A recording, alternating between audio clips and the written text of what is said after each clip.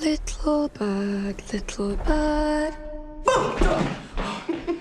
Kramer, you scared the crap out of me. I couldn't resist. Congratulations on a movie. I saw it today. And I'm curious, like, what drove you to this story? What drove a guy who made World War Z and Quantum of Solace to show such stories more for kids than for adults? I really, I made this movie, Christopher Robin, and I made that for my daughter, and I really enjoyed that. And she, as she's growing up, she said, "Oh, can you make some movies? They're also for me and not just for grown-ups." And it was interesting. It was right at the beginning of, we were like 3 months into COVID, or 2 or 3 months into COVID, and I read the story, and we all were like at home. We couldn't go out, and you read the story of this kid being in a barn, and you suddenly saw the world very differently. And I suddenly felt the story was very inspiring, and I felt I felt I could relate to it to the story much more than ever before, and I felt that it was important to tell stories with kindness. And I think we're living in a world that has so many conflicts right now everywhere. 2 wars.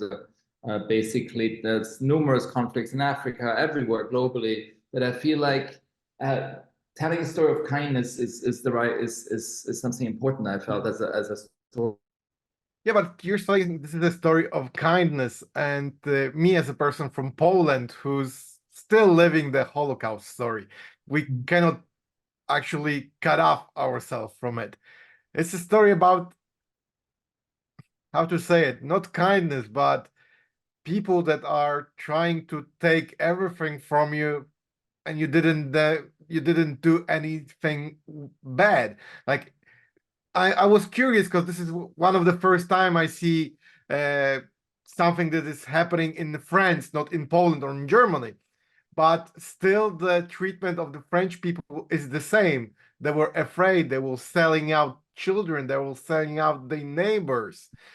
And how to tell this story to a younger viewer, not to make him scared of the world? I do think the teachers and so on stood up for the children and were trying to hide them. And I feel ultimately a lot of people or young people might not be globally might know the story of the Holocaust, and I think I think it's an important part of history. And I truly feel also, for me personally, of someone risking their own life to protect someone else. It is a story of kindness. There's no greater bravery if you risk your own life to protect yourself. And I grew up in Switzerland, but I was born in Germany. And you grow up in your youth with that history. And I think ultimately we're living in a point right now in the world where it's very, either we understand as humans that we're all connected and we should all be here for each other, or we sort of destruct ourselves. I think I'm an optimist, and I hope that we ultimately can come and all be there for one another and respect each other's lives and each other's freedom, as long as we don't hurt someone else. I think that's really, I think, the key here that I believe in. But the main story that we come from it's the one from 2017, and you start with that. We meet again a bully, a guy who fed up with actually hurting other people. And I'm curious, what is your intention to make this connection, or was it necessary? How do you think?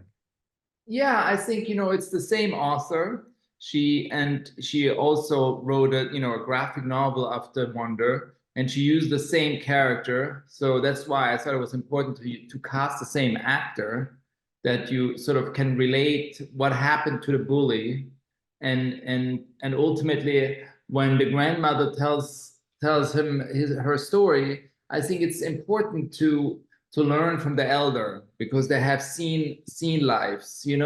Often often wars are being fought by old men who hate each other, or started by old men who hate each other, but fought by young people who love one another. And it's ultimately at the heart of it, it's a love story. And I think the grandmother giving this kid part of her wisdom, I think I thought was very, when I read the story, I thought it was very inspiring and beautiful, because I think we can learn a lot from elderly people. Especially when she showed him that the person who destroyed their life was actually a bully, not a Nazi. The guy was a bully. He just uses the Holocaust as another way to express himself, but he was a bully. Yeah. Did you see the film in English or in Polish? In Polish. In Polish. Oh, it was dubbed. It was dubbed. Yes, it was dubbed. That's why I was saying that I get from that this parallel between those two characters. I could see that she's showing her grandson how a person can destroy other people's lives. Yeah. And I think this is that thing that touched him at most, that he saw himself in this young French guy who was bullying other people. Yeah. And I'm curious, because as we established, this movie is for the younger viewers, but it touches a very, very dark subject of our history. How hard is it not to cross the line of the brutality of the war, not to show it to the people, not to make them scared? Because it's easy to make a child scared. I think it's this very thin line. Ultimately, I don't think the movie is for a child. I think it's for teenagers and up. So I don't think I would show. I think it's a film because it's about teen romance. It's a love story about two teenagers. I think so, and it's ultimately the people who loved Wonder, and grew up with Wonder, are now in their late teens. And I think it's a movie more for them than I think for a younger audience. And I think I think teenagers, if I look, for instance, at my own daughter who's 14, almost turning 15, she's interested in politics. She's interested in what's happening internationally. She says, oh my, like she has empathy for people who are suffering, and what can one do for people who are suffering, and not just from war, just in general. And I think it's all ultimately about empathy. When the more empathy I think we have for one another, the better the world will be. So if I understand correctly, you feel right now better to make movies that your children can watch than those adult ones that you made in your beginnings? Yes, that's correct. But I might change it again once my children are like, once she's a little older, then maybe I go back. You go through different phases in life. Of course, no, but I'm wondering, are you a little bit nostalgic, saying like, it was nice times when I could make things actually blow up and make Daniel Craig run? The last 3 movies I made were, Christopher Robin, A Man Called Otto with Tom Hanks, and Whitebird. And I think they're all a little bit in the same vein. But I made movies like that before, like The Kite Runner or Finding Neverland. Yeah, because I have this feeling that you have this nostalgia to the movies from 90s, as especially those 3 that you said, The Name Made Otto, Christopher Robin. There are those in this old-fashioned movies that I loved as a child. That is for everyone.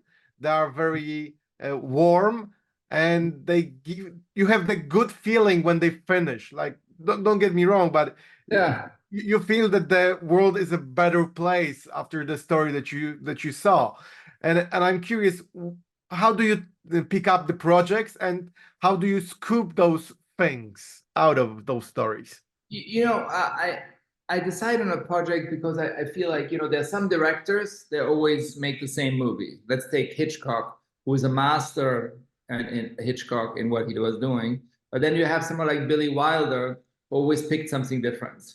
So I think as a director, for me, I like to always change the genre and switch around, because if I do the same thing over and over again, I know exactly what I'm going to do. And the thing is, ultimately, you know, that's so I pick my movies that I don't like to repeat myself and do different genres, because, and I will do an action film again. I see you like action films in the background there. Between Under Siege and Top Gun, I love Under Siege too. It's a good movie. Steven Yes. Seagal. Yeah, but Seagal ruined it for me. But still, because of Tommy Lee Jones, I still love this movie as much. He's a very good dark character in this one. Yeah. But looking on the ways that you're touching some of the subject, I could see that you like to do it in soft way. You don't, I don't know how to say it. You don't hit the viewer in the head saying like, this is important. Yeah. You have to be focused right now. You're very delicate in this rough subjects. Yeah, I'm trying to do that because I feel like ultimately I'm trying to be, you know, all as me as a director, as a storyteller, I try to be more observant than interjective. Yeah. So I think there's some directors, they're very, you know, hard-handed and very on often sometimes a little bit on the nose. But I you know, me as a person, I'm a little bit more subtle and more sensitive kind of human being, who that's how I approach my storytelling. I think even, you know, when you look at like the bigger sort of action movie of World War Z or Quantum of Solace or movies like that, I still try, for me, the characters are still a little bit more softer. And you always surround yourself with big names. And I'm curious, is it easier to direct them, or how is it? Because Brad Pitt, Tom Hanks, Helen Mirren, Gillian Anderson, they're all big names. And I'm curious, is it easier to take more out of them when you give them the script? I think, you know, if you're dealing with someone like, if you work with someone like Helen Mirren, who was such an incredible actor, you know, it's easier for me as a director because you're dealing with real pros, and they're so versatile that they really understand characters, and they have done it for so long. So sometimes it takes, you know, the pressure off you because you're casting someone you can really trust. So I have to ask you about your previous movie, because this is something that was buggering me for a long time. Was it easy to change Tom Hanks, who is also always smiling and he's this warm guy, to a guy who hates the world and he's very negative to all surrounding? You know, again, you know, Tom is such a good actor, but I think there's something about Otto. You know, we all have something in ourselves about Otto that we are like, you know, or we know an Otto, and I think, you know, I think Tom is comedically so good that he was able, for him somehow to make this work. You know, he said, just push me. I'm not afraid. You know, I'm happy to become this character. Just keep pushing me, and we had a wonderful relationship. And I think it's a thin line. You want the character to be, you know, a little tough and a tiny bit nasty, but you still want him to have a big heart. No, because watching him, I had this feeling of watching Robin Williams in 1 Hour Photo, when I was like, I love Robin Williams. yeah, that's why I was like, damn, like there are not many directors that when they see a character that is so nasty to the world, thinking about usually a guy who is playing all the warm roles in the comedies. Yeah. So I like that you know, like crosses that you change the perspective of this actor for something else. That's Yeah. he's not repeating what we saw in previous movies that he was doing in the previous probably 10 or 15 years. Yeah. But coming back to Whitebird, I'm curious, was there any scene that you think it could be too harsh for this story to Sorry, there any that, scenes that that you wanted to soften it a little bit?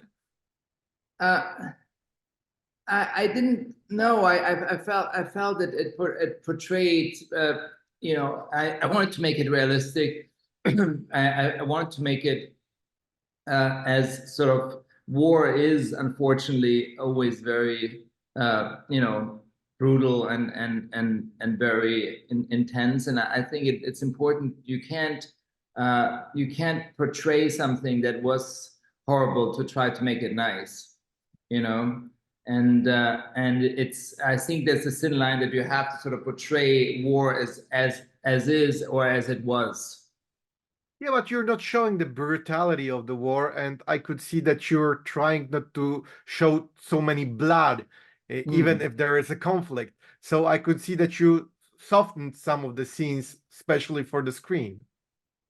I think, you know, that ultimately because the you know, at the beginning when they arrive at the school, you see very clearly what the brutality is when they execute the person. And I feel like ultimately that the movie is, you know, we have seen plenty of war movies, so many, and this movie didn't really show, wasn't here to show how the war is fought. It's really about the love story, how someone risked their life to be saved, and that's ultimately, I think, sort of much more powerful in my because I feel like the rest I've seen already. I've seen so many war movies that this was really about someone who was risking their lives to save someone they loved.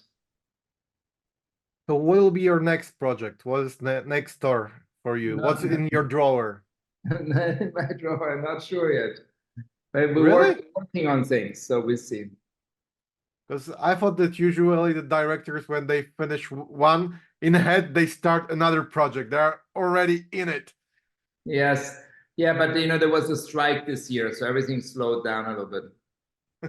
You know, in Hollywood, everything was like, because of the strike, then nothing happened.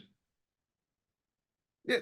So if you touch the subject, how do you feel about this slowdown in the industry? Do you think it's better for taking a breath and finding probably newer and fresher ideas for the viewers? Because this is my feeling that because of the strike, some of the blockbusters that should be are canceled or delayed, and it makes more room for smaller history, like for example Whitebird, to actually shine, to show themselves. And do you think it will change a little bit the scope of the cinema?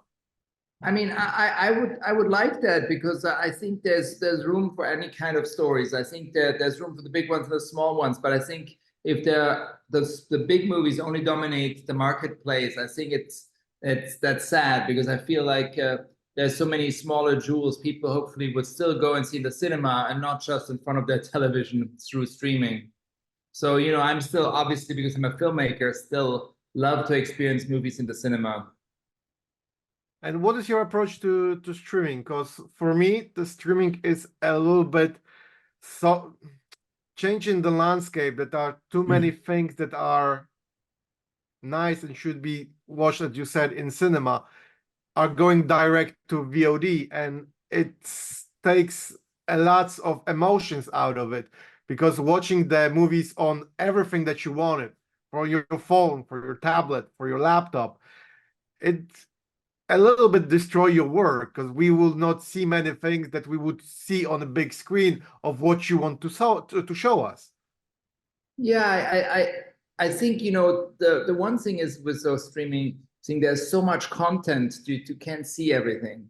I mean, and I feel like it used to be more, you know, when you were going to a cinema, it's a little bit more selective, and as you think it's you're going through an emotional experience. Now when you stream, you stop or you let it run, you have a coffee, you have this, you have that. It's not the same attention than we used to have And that's why the experience is also not the same. Yeah, because watching a movie at home, I have no problem to pick up my phone and do something on it. In cinema, I won't dare to pick up my phone and to check my social media or anything. I'm focused on the Yeah. movie 100%. Yeah.